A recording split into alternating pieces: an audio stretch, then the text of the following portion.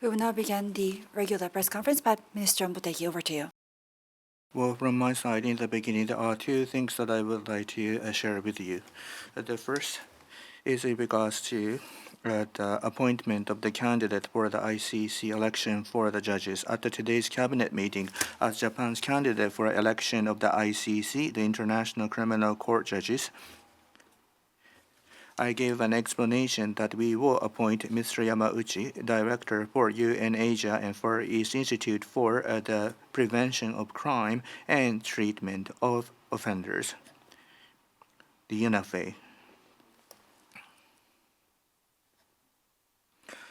Mr. Yamauchi is an expert of the criminal field and is also the ambassador for international judicial cooperation for eradication and prevention of the most serious the crimes of the concern to the international community. The role to be played by the ICC is important more than ever. Selection of the Japanese national as the ICC judge demonstrates that Japan is spending the proactive efforts in the development of the international criminal law and the humanitarian law. And we will proactively contribute to the ICC activities and contribute to the promotion of the rule of law in the international community. Another point is regarding the AI policy officer. AI is a technology that forms the foundation of economic and social development of a country. And of course, this applies not just to Japan, but across the world. AI is also an important area that directly links to national security and is a matter of diplomatic importance. This year, in September, the AI Act was fully enacted, and the government as a whole is working on the formulation of AI Basic Plan through the AI Strategy Headquarters headed by the Prime Minister. Minister of Foreign Affairs has decided to appoint an AI policy officer at each embassy and permanent mission to grasp overseas trends regarding AI and promote bilateral cooperation. We will continue to work toward safe, secure, and reliable AI ecosystem. These are my remarks. Those of you with a question are asked to raise your hand, and please proceed forward to the microphone, and please make sure to mention your name and where you belong to. Kyoto News, please. My name is Onda. I belong to the Kyoto News. I have a question in regards to the Japan and China situation. At the LDP's Foreign Affairs Division meeting yesterday, opinion was stated to request the government to take every precaution to ensure safety of the Japanese residents in China. In the last year, government called for attention for rising anti-Japanese sentiment that may take place in December 13th, the day of the Nanking incident. So the response would Japan take this year? And last year, Japanese embassy in China called for attention on December 6th. Are you considering doing this earlier? There are a variety of activities conducted in the overseas by the Japanese, and to protect the Japanese national overseas is indeed one of the most important roles to be played by the Ministry of Foreign Affairs. To call for attention to overseas Japanese, we comprehensively analyze and judge things such as the political the situation, societal status, etc., for the country and the region. And in case where the call for attention is considered to be required, such as the dates related to a historical event, between Japan and China, we have been issuing the spot information in order to call for the attention to appropriately deal with this matter. Recently, on 17th of November, based on the local the media reports in relation to the recent bilateral relationships, Japan's diplomatic mission once again called out to Japanese residents to take due safety caution. Well, in the future, as a Ministry of Foreign Affairs, we will continuously pay attention to the status locally, and in timely and appropriate manner, we are going to call out for the attention, and we are going to be prepared to secure the safety of the Japanese, no matter in which region or at what timing we are going to call out for the attention. Well, we are monitoring the situation on a daily basis throughout the world, and we are going to make the right judgment in accordance with that. Next question, Uemura-san from Yomiuri newspaper, please. This is Uemura from Yomiuri. I'd like to ask about the G20 summit. Some reports suggest that adopting a leader's declaration at the G20 summit is proving difficult. With US President Trump absent, what role does Japan intend to play to consolidate outcomes and enhance G20 cooperation? Also, have there been instances in the past where a leader's declaration could not be finalized? In terms of past G20 summits, where a leader's declaration or leader's statement or leader's communique not being agreed upon, I have not seen any such a case. Well, G20 has not yet started at this time. And in terms of the communique of the G20 summit, that will be agreed upon during the meeting of the summit. So it is a fact that nothing has yet been decided at this time. The international society faces a poly crisis, and it is becoming ever more important for the G20 countries to find commonalities and points of agreement.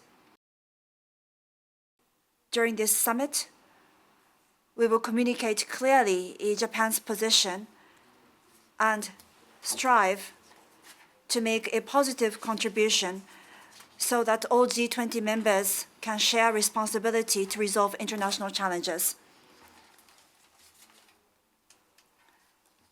With the absence of the United States, there are many difficulties for this summit, and we will closely monitor the situation. But Japan will play our own role and make contributions. Kumada-san from the TV Asahi, please. My name is Kurumada. I belong to the TV Asahi. I have a question in regards to the CITES.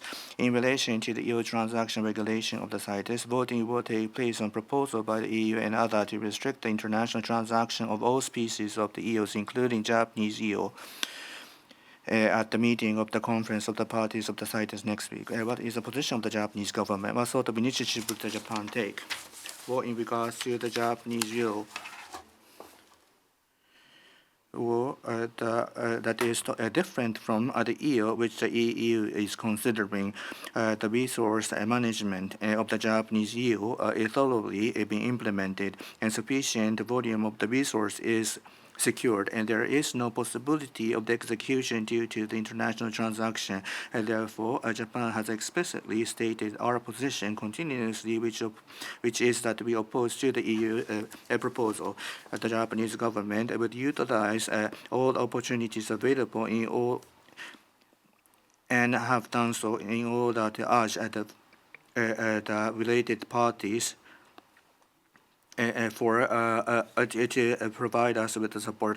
With the Indian Foreign Minister, I have talked about it. And when I said eel, he asked, "What is eel?" And when I said unagi instead in Japanese, he understood. He really knows about Japan very well. So we have been repeatedly working on these activities. Anyhow, at the convention of the parties of the CITES, which will start from the 24th, we are going to collaborate with the parties with a position close to Japan, so that we will be able to expand our understanding over Japan. Next question, please. Phoenix TV, Lee-san, please. This is Lee from Phoenix TV. In terms of the Japanese government's position towards Taiwan, Minister has said that there is no change as outlined by the 1972 Japan-China Joint Communique. I would like to ask you to clearly explain which wording within the communique the Japanese government has upheld. So my question is regarding which part of the Japan-China Joint Communique that the Japan-China Joint Japanese government has maintained. Can you please read this out? Well, we have provided a thorough explanation on various topics through the press conference, and I believe what is written in the communique regarding Taiwan is clear, and I believe that the questionnaire also understands this very well. And the basic position toward Taiwan from the Japanese government has not changed from the 1972 Japan-China Joint Communique.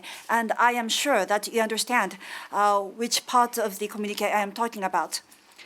And Japan believes that the peace and stability of the Taiwan Strait is important, not just for Japan, but also for the international society at large. And we expect the Taiwan issue to be resolved through dialogue in a peaceful manner.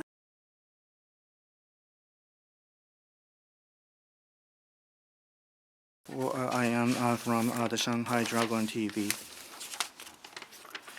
Well, I have a question in regards to the demonstration. There has been demonstration and gatherings of the citizens in front of the Prime Minister's office since yesterday, which will be held tonight as well. And many participants showed a strong concern that perhaps Prime Minister Takaichi is trying to invoke Japan into war using survival-threatening situation as an excuse. What is the minister's take on this?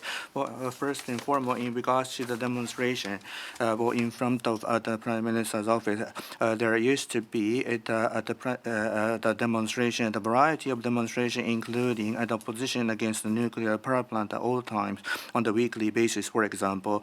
And there has been no, what I can tell you that there is no, we don't have to have such a concern.